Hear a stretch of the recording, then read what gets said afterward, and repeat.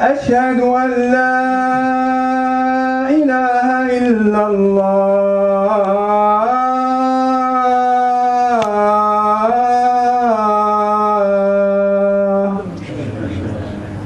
أشهد أن محمدًا رسول الله أشهد أن محمدًا رسول الله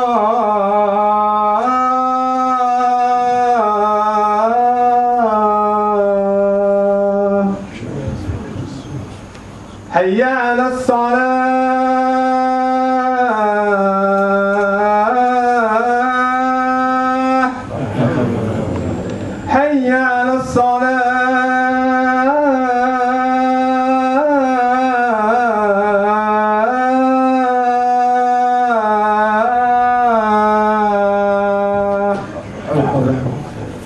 حي على الفلاح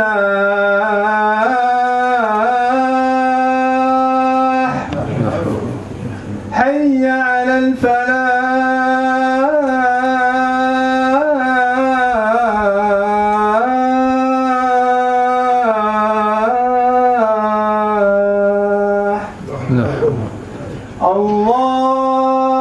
الله أكبر الله أكبر لا إله إلا الله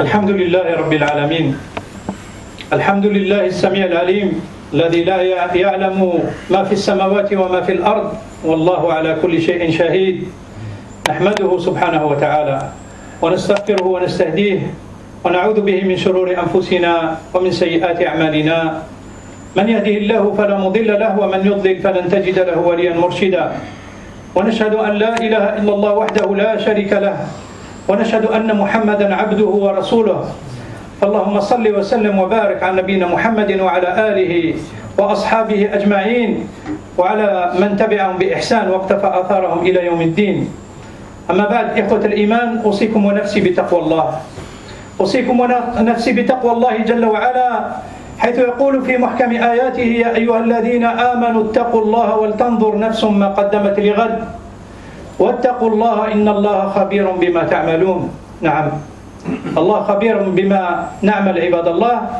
اللهم اجعلنا من المتقين Chers frères de la foi, je vous recommande et en moi-même la crainte d'Allah tabaraka wa ta'ala qui dit dans le sens du verset ô vous qui avez cru, craignez Allah et que chaque âme voit bien ce qu'elle a avancé pour demain et craignez Allah car Allah est parfaitement connaisseur de ce que vous faites. Oui, Allah est parfaitement connaisseur de ce qu'on fait jusqu'à la moindre des choses. C'est pour cela qu'on demande à Allah subhanahu wa ta'ala de nous affermir. Ibadallah, هذه الدنيا اختبار هذا الدنيا اختبار وابتلاء ومشقة وعناء نعم لذلك يقول تعالى لقد خلقنا الإنسان في كبد يتكبد مشقة الدنيا ومتاعبها نعم فيها أمور يعني جميلة فيها ملذات ولكن تلك الملذات فانية والله سبحانه وتعالى يخبرنا عليها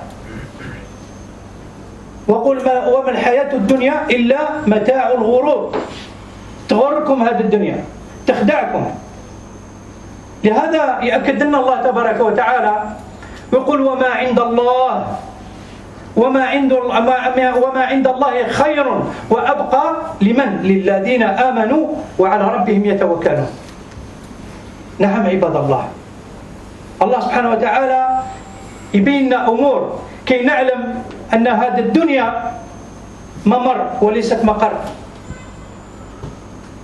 فليعمل كل أحد منا لأن الله جل وعلا يقول فمن يعمل مثقال ذرة خيرا يره ومن يعمل مثقال ذرة شرا يره chers frères de la foi, on sait tous que ce bas monde, c'est un examen, c'est une épreuve, c'est des difficultés. Allah subhanahu wa ta'ala dit dans ce sens, dans un verset, il dit: nous avons créé l'homme pour une vie de lutte. Oui, il lutte quotidiennement contre les difficultés de la vie auxquelles il est confronté. Il y a certes des bonnes choses, il y a certes des choses qui nous sont agréables, mais c'est éphémère. Allah nous a avertis dans ce sens. Il dit que le monde d'ici-bas est un objet de jouissance trompeuse. Elle nous trompe.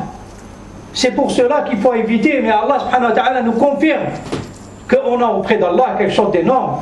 Il dit dans ce sens, dans le sens du verset, mais auprès d'Allah est meilleur et durable pour ceux, pour qui? Pour ceux qui ont ladina amanu, pour ceux qui ont cru et qui placent leur confiance en Allah. Voilà pour comment Allah subhanahu wa ta'ala nous démontre que ce bas monde, c'est juste un passage, mais pas un ancrage. Alors, à nous de prendre conséquence et de faire en sorte pour qu'on œuvre dans le bien. Parce qu'Allah tabaraka wa ta'ala nous dit aussi, il ne faut pas l'oublier, que quiconque fait un bien, fût-ce le poids d'un atome, le verra, et quiconque fait un mal, fût-ce le poids d'un atome, le verra aussi. عباد الله، نتصور أن واحد فينا يقولوا له رد بالك، راهم يراقبوا فيك، راك تحت الرقابة، تخرج من الدار يصوروك وين تمشي وكيفاش تعمل وحتى الكلام يسمعوه. والله يخرج من البيت يمشي في استقامة ويكون يعني حسن الخلق ويقطع الطريق وين لازم ويمر في الممرات الخاصة ويعامل الناس معاملة حسنة. لماذا؟ لأنه تحت الرقابة. كان واحد فينا راح يسوق سيارة ويشوف نقطة مراقبة ولا يشوف رادار، ما هو الشيء الأول اللي يشوفه؟ السرعة، راهو منطبقة على السرعة المحددة وإلا لا، أو لبس الحزام يعني حزام الأمن وإلا لا، يحط يديه على المقبض. سبحان الله سبحان الله، كل هذا الشيء لأنك تعلم أنك مراقب وراك شفت. والله سبحانه وتعالى ويقول: وإن عليكم لحافظين كراما كاتبين يعلمون ما تفعلون. كل دقيقة 24 ساعة على 24 ساعة عندك ملكان يا عبد الله يا أمة الله، عندك ملكان يكتب كل صغيرة وكبيرة، يكتب كل صغيرة وكبيرة ويعلم ما تفعلون. احنا ما نخافوش الله ولا كيفاه؟ اللهم اجعلنا من المتقين يا رب العالمين. ولا ننتظروا حتى يوم القيامة نقولوا: ما لهذا الكتاب لا يغادر صغيرة ولا كبيرة إلا أحصاها. هذاك الوقت يكون فات الحال عباد الله. الله جل وعلا يقول: ونخرج له يوم القيامة كتابا يلقاه منشورا اقرأ كتابك كفى بنفسك اليوم عليك حسيبا. انت تحاسب نفسك، تقرأ كتابك وحدك. عندما يجيك غرامة تاع يعني السرعة يقول لك حكمك الرادار، خلاص تستسلم، الأمر الواقع. كذلك أمام الله تشوف كتابك منشور أمامك يوم القيامة وتقرأ أنت بنفسك، تحكم على نفسك. لهذا الإنسان يثبت الآن ما دام يعني عنده إمكانية باش يتوب إلى الله، ما دام عنده إمكانية باش يصلح نفسه، ما دام عنده إمكانية باش يتراجع إلى الطريق المستقيم. اللهم اهدنا إلى صراطك المستقيم يا رب العالمين. Chers frères, si on dit à l'un d'entre nous que le matin quand il sort de chez lui, qu'il est placé sous surveillance, fais gaffe, fais attention, tu es sous surveillance, tu es filmé et on entend tout ce que tu dis. Alors il va sortir dans une droiture parfaite et il va avoir un comportement exemplaire. Il va traverser là où il faut traverser. Il va céder la place aux gens, je vous en prie, ainsi de suite. Pourquoi? Parce qu'il sait qu'il est filmé. S'il conduit une voiture, il voit un point de contrôle ou un radar, surtout le radar nouvelle génération, qui prend tout. Alors qu'est-ce qu'il fait? La première des choses, il va vérifier sa vitesse. Est-ce qu'il est dans la bonne vitesse ou pas? Est-ce qu'il a sa ceinture de sécurité? Il va mettre les mains sur le volant. Il va s'asseoir d'une bonne manière sur son siège. Pourquoi? Parce qu'il y a un petit contrôle. Alors que Allah Tabaraka wa Ta'ala t'a dit, dans le sens du verset, alors qu'on a sur vous des gardiens, des scribes, des nobles scribes qui savent parfaitement tout ce que vous faites. Et on n'a pas peur. Et on commet ce qu'on commet, et on fait ce qu'on fait. Ou on ne fait pas attention. Qu'est-ce qu'on attend, mes frères? Jusqu'à ce qu'on les voit? Vous savez que quand on les voit, il n'y a plus d'issue. Il n'y a plus de possibilité de se repentir. Ou on attend le jour de la résurrection pour dire qu'est-ce qu'il a ce livre. Et il ne délaisse pas une petite chose, une grande chose sans qu'il l'ait inscrit. Ce jour-là, mes frères, ce sera trop tard. C'est maintenant qu'il faut le faire, parce que ce jour-là, Allah Tabaraka wa Ta'ala, il dit au jour de la résurrection, nous leur sortirons un livre ou un écrit, et il va l'étaler devant toi, et il va te dire, lis ton écrit. Il te suffit à toi d'être ton propre comptable aujourd'hui. C'est toi qui vas faire tes comptes. Quand tu reçois l'amende et que on t'a flashé, tu ne dis rien, ça y est, on m'a flashé. C'est pareil. Devant Allah, il y a tout. Tu ne vas rien dire. Pourquoi on attend ce jour? Pourquoi on attend ce jour, le jour où il n'y aura pas de repentir? Faisons-le maintenant, sachant qu'on est sous surveillance H24, essayons de faire le maximum possible. Je ne dis pas qu'on est des saints, on fait tous des erreurs, mais revenons vers Allah Tabaraka wa Ta'ala. Ibadallah, Anas ibn Malik radiyallahu anhu wa ardah, هو يعني كان رباه النبي صلى الله عليه وسلم.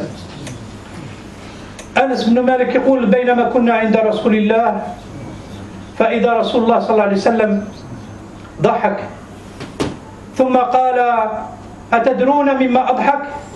قالوا الله ورسوله أعلم. نعم الله ورسوله أعلم. فقال أضحكوا من مخاطبة العبد لربه يوم القيامة. يقول له العبد يا ربي ألم تجرني من الظلم؟ فيقول الله بلى. فيقول لا أجيز شاهدا علي إلا مني، على نفسي إلا مني، لا أجيز على نفسي شاهدا إلا مني أنا. فيقول الله تبارك وتعالى كفى اليوم بنفسك عليك شهيدا وبالكرام الكاتبين شهودا. ثم يؤخذ على فاه، يعني يغلق فمه، ويقال إلى أركانه إلى أعضائه انطقي، فتنطق بكل ما فعلت. عباد الله، اليدين والرجلين كل، فيترك بينه وبين الكلام، يعني يعود يرجع له الكلام، فيقول لهما لأعضائه بعدا لكما وسحقا فعنكم كنت أناضل، فعنكن كنت أناضل. أنت اللي كنت تناضل من أجلهم، هذه الأعضاء تاعك، هذو هم اللي يشهدوا عليك يوم القيامة، هذو هم اللي يشهدوا عليك. لهذا اللي ضحك الرسول صلى الله عليه وسلم، يعني عندما العبد يقول له يا ربي ألم تجرني من الظلم، يعني ما قلتليش باللي ما نظلمكش، ما وعدتنيش يا الله؟ يقول له نعم وعدتك باللي ما نظلمكش. يقول له ما نقبل حتى واحد شاهد علي إلا أنا. يقول له نعم، ولكن عندما يختم على فمه تنطق الأعضاء تاعه. يقول تعالى يوم نختم على أفواههم وتكلمنا أيديهم وتشهد أرجلهم بما كانوا يكسبون. حتى الجلود عباد الله، حتى الجلد تاعك ينطقوا الله تبارك وتعالى فيقولون لجلودهم لما شهدتم علينا؟ يقولون أنطقنا الذي أنطق كل شيء. الله أنطقنا، الله الذي أنطق كل شيء. لا مفر عباد الله يوم القيامة، فالحذر مطلوب الآن ما دام الإنسان على قيد الحياة، ما دام أنه يعني كل إمكانياته العقلية والجسدية. نسأل الله تبارك وتعالى العفو والعافية عباد الله. Serviteur d'Allah dans un hadith rapporté par Anas ibn Malik, qui a été élevé par le prophète sallallahu alayhi wa sallam, qu'Allah l'agrée, il dit que le prophète sallallahu alayhi wa sallam, il a ri. Ensuite il a dit, est-ce que vous savez pourquoi j'ai ri? Ils lui ont dit non, on ne sait pas. Ils lui disent que Allah et son messager sont plus au courant. Il leur dira alors, je ris de la discussion qui aura lieu le jour de la résurrection entre le serviteur et son Seigneur. Le jour de la résurrection, le serviteur il va dire à Allah, ne m'as-tu pas épargné l'injustice? Allah il va lui dire oui, je t'ai épargné l'injustice. Le serviteur il va dire alors, je n'accepterai personne qui va témoigner contre moi si ce n'est moi-même. Alors il lui dira oui, il te suffit à toi d'être ton propre témoin aujourd'hui, et les nobles scribes témoins aussi. Et on va sceller sa bouche. Et on va sceller sa bouche à ce moment. Et on va dire à ses membres de parler. Ses membres vont parler, ils vont dire j'ai fait ça, j'ai fait ceci, j'ai fait cela. Oui, tous ses membres vont parler. Après on va lui enlever le sceau de la bouche. Il va le dire malheur à vous, aux membres, à ses membres. Malheur à vous, c'est vous que je défendais. C'est pour vous que je combattais, que je luttais.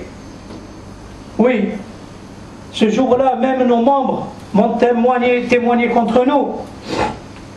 Allah subhanahu wa ta'ala, dans le sens du verset, il dit, le jour où on scellera leur bouche, et leurs mains parleront, et leurs pieds témoigneront de ce qu'ils ont acquis, y compris la peau, y compris leur peau. Ils vont dire à leur peau, pourquoi vous avez témoigné contre nous?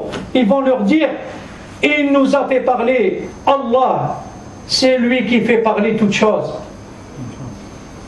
Oui, c'est Allah qui a fait parler toutes choses. C'est ça le verset, mes frères et sœurs. Pourquoi ne pas revenir vers Allah tant qu'on est en pleine possession de nos capacités mentales et physiques? On demande à Allah subhanahu wa ta'ala qui nous a permis sur la religion et qui nous permet, Inch'Allah, de revenir vers lui un bon retour. أقول قولي هذا نفعني الله وإياكم بالقرآن الكريم وما جاء فيه من الآيات والذكر الحكيم وبسنة نبيه الكريم. أقول قولي هذا واستغفر الله العظيم لي ولكم ولسائر المؤمنين فاستغفروه إنه هو الغفور الرحيم.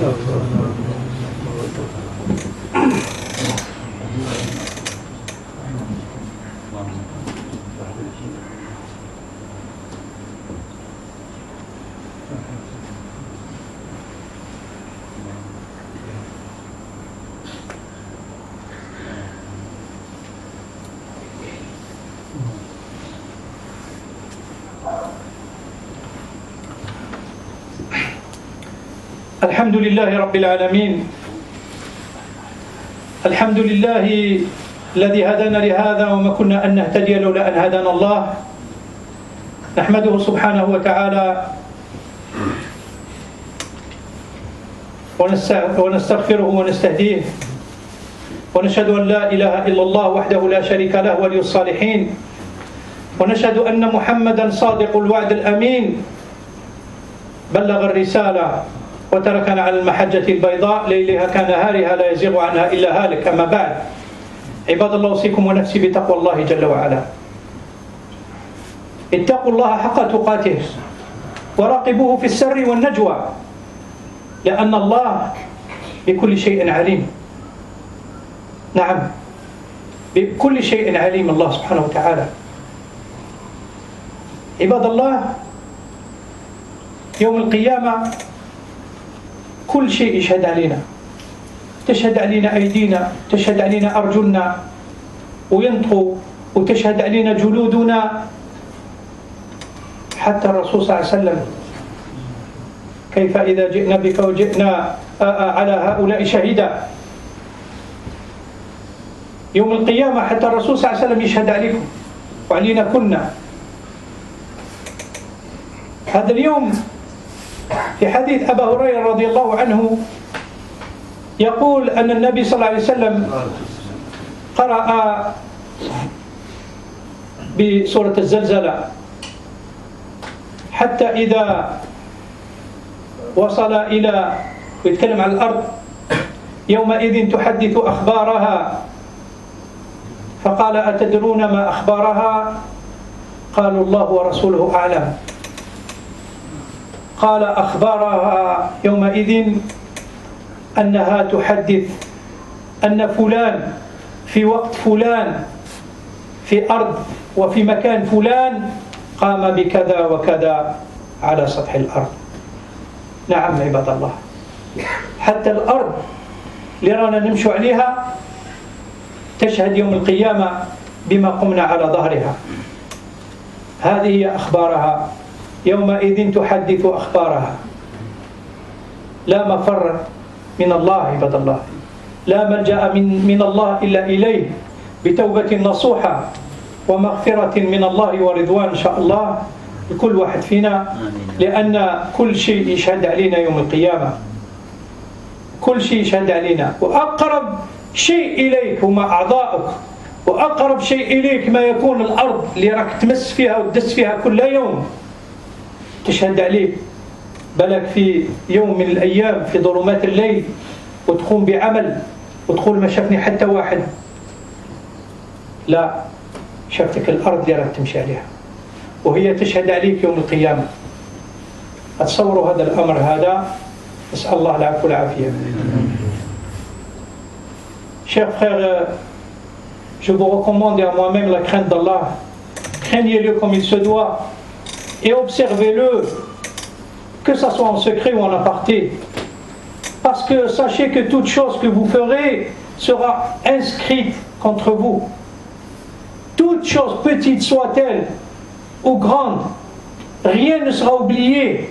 Tout va témoigner, nos membres vont témoigner. Mais pas que. Dans un hadith rapporté par Abu Hurayra qu'Allah l'agrée, le prophète sallallahu alayhi wa sallam, il récitait la sourate, la secousse, Zalzala. Ensuite, jusqu'à ce qu'il arrive où il dit, ce jour-là, elle comptera son histoire, en parlant de la terre bien sûr. Ce jour-là, elle comptera son histoire. Il leur dit, vous savez ce qu'est son histoire? Ils disent, Allah et son messager sont plus savants. Oui, Allah et son messager sont plus savants. Alors à ce moment-là, il va leur dire qu'elle va dire que ce jour, ou un jour un tel, la personne un tel, à telle heure et à tel endroit, il a fait ceci, cela. La terre, mes frères, elle va témoigner contre nous de tout ce qu'on aura accompli, de tout ce qu'on aura fait. Des fois, peut-être, on a l'impression de l'avoir fait tout seul, durant les ténèbres de la nuit, et on se dit, personne ne nous a vus. Non. Les choses que tu portes en toi t'ont vu, et la terre aussi t'a vu, sur laquelle tu marches tous les jours. Celle que tu t'attends avec les pieds, elle va témoigner contre toi, à tel endroit, à telle heure, et tel jour, et telle personne a fait ceci, cela. Qu'Allah nous en préserve. Et hada ibadallah, نسأل الله تبارك وتعالى أن يهدنا فيمن هديت وعافنا فيمن عافيت وتولنا فيمن توليت. اللهم حبب إلينا الإيمان وزينه في قلوبنا وكره إلينا الكفر والفسوق والعصيان يا رب العالمين. اللهم اصلح لنا ديننا الذي هو عصمة أمرنا، واصلح لنا دنيانا التي فيها معاشنا، واصلح لنا آخرتنا التي إليها معادنا. اللهم اجعل الحياة زيادة لنا في كل خير، واجعل الموت راحة لنا من كل شر. اللهم لا تدع لنا في هذا المقام ذنبا إلا غفرته، ولا عيبا إلا سترته، ولا مكروبا إلا فرجت كربه، ولا سائلا إلا أعطيته يا رب العالمين. اللهم اصلحنا لأزواجنا وذريتنا، اللهم اصلح لنا أزواجنا وذريتنا يا رب العالمين. اللهم إنا نسألك التقاة والعفاف والغنى ونعوذ بك من الشقاق والنفاق وسوء الأخلاق. اللهم آتنا في الدنيا حسنة وفي الآخرة حسنة وقنا عذاب النار. اللهم إنا نسألك الجنة وما قرب إليها من قول أو عمل، ونعوذ بك من النار وما قرب إليها من قول أو عمل. اللهم اهدنا وثبتنا يا أرحم الراحمين على دينك يا مثبت القلوب. اللهم ثبت قلوبنا على دينك. هذا وصلوا وسلموا على من أمرتم بالصلاة والسلام عليه. إن الله وملائكته يصلون على النبي يا أيها الذين آمنوا صلوا عليه وسلموا تسليما. اللهم صل وسلم وبارك على نبينا محمد وقوموا إلى صلاتكم يرحمكم الله.